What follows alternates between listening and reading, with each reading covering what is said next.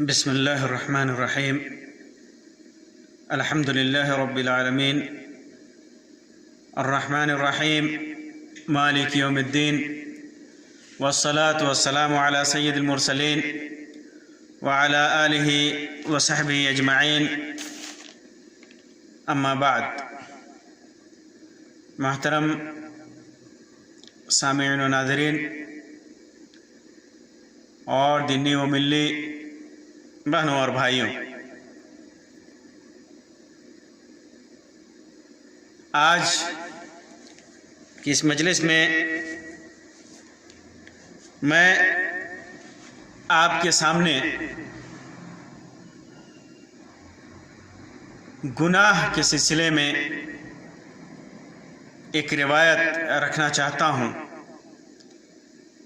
کہ کس طرح ایک ہی گناہ کو جب ایک مومن اپنی نگاہ سے دیکھتا ہے تو اسے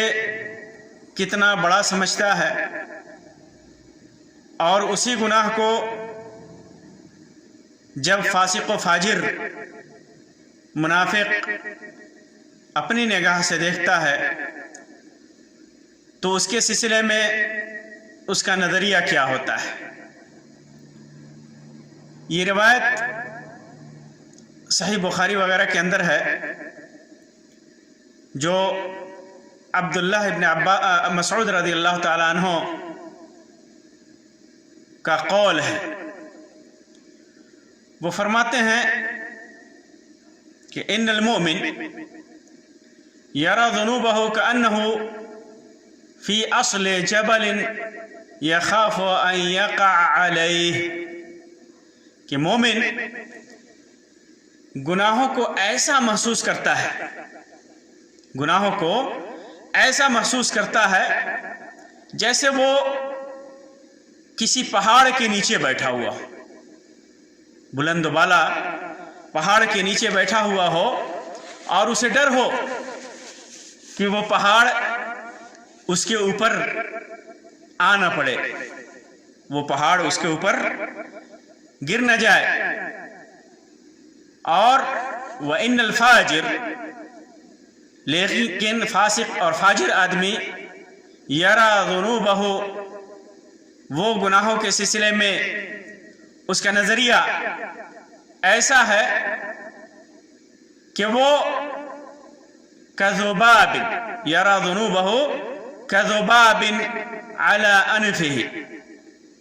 وہ گناہوں کے سلسلے میں وہ یہ سمجھتا ہے جیسے ناک پر مکھی بیٹھی ہو، اور اس مکھی کو اتنا ہلکا سمجھتا ہے کہ بس ہاتھ کے ہلانے سے اس کو اڑا دیتا ہے، اس کو اڑا دیتا ہے۔ اس روایت کے اندر یہ بات جو واقعتاً ہر انسان اپنے اعمال اور خصوصاً گناہوں کے سلسلے میں جو نظریہ رکھتا ہے اس کا بیان ہے، اور یہ حقیقی ہے، یہ حقیقی ہے۔ مومن اپنے ایمان، جو حقیقی مومن ہے، اصل مومن ہے، جس کے دل میں ایمان ہے، جو اپنے رب کی عظمت کو پہچانتا ہے اور جانتا ہے کہ یہ معصیت اور یہ گناہ اللہ تبارک و تعالی کے حدود ہیں، اللہ تبارک و تعالی نے ان کو حرام قرار دیا ہے، اس لیے اس سے تجاوز کرنا بہت بڑی بات ہے، بہت بڑی بات ہے۔ اسی وجہ سے اس کے سامنے جب کوئی گناہ آتا ہے اور اسے ایسا موقع اس کے سامنے ہوتا ہے کہ وہ اس گناہ کا ارتکاب کر سکتا ہو، تو اسے اس گناہ کا ارتکاب اور وہ گناہ اتنا بوجھ اور اتنا بھاری معلوم ہوتا ہے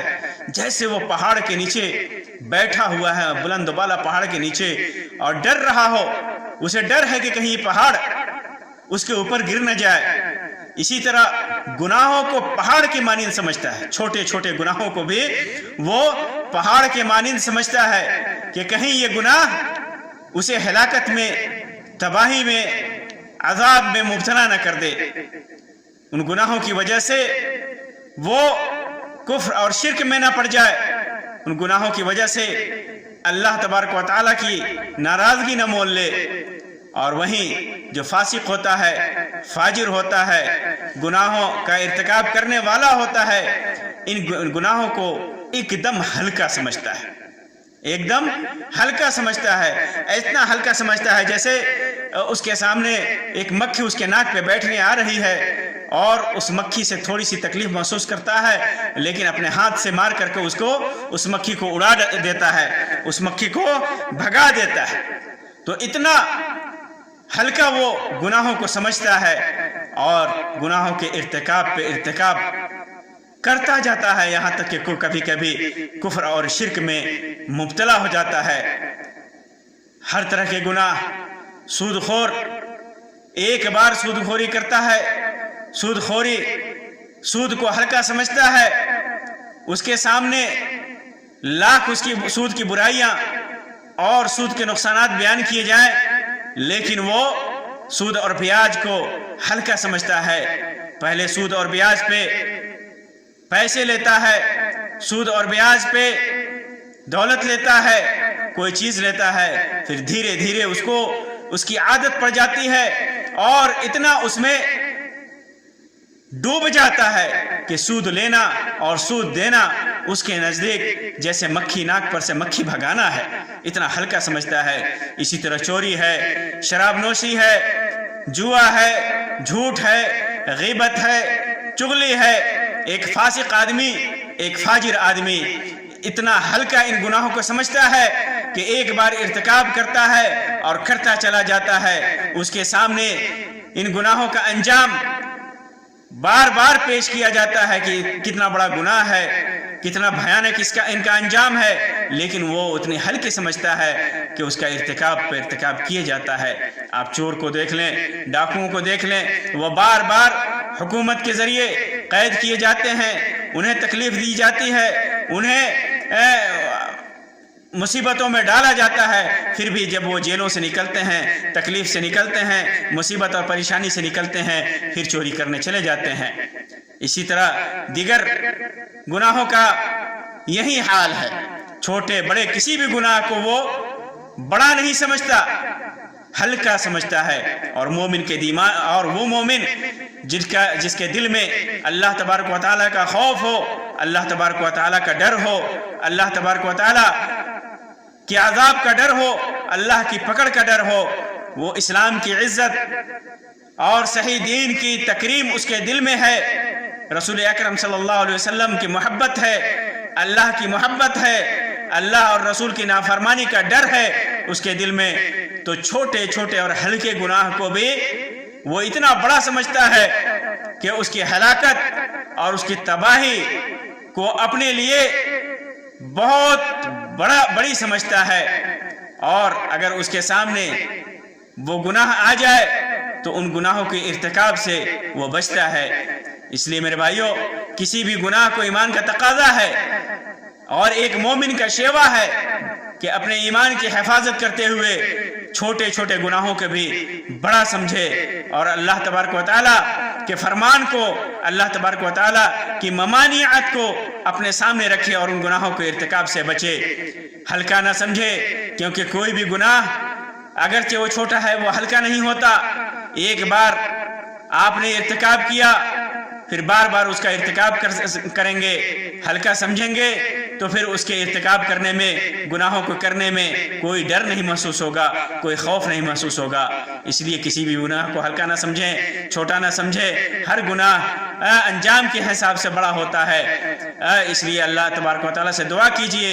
اس کوشش کے ساتھ کہ آپ ان گناہوں کو ہلکا نہ لیں، ہلکے میں نہ لیں، اور یہ دعا کیجئے کہ اللہ تبارک و تعالیٰ ہمیں ہر قسم کے گناہوں سے بچنے کی توفیق عطا فرمائے، ہر قسم کے گناہوں کے ارتکاب سے بچنے کی توفیق عطا فرمائے، ہر گناہ سے اللہ تبارک و تعالیٰ ہمیں محفوظ رکھے، اپنے امان میں رکھے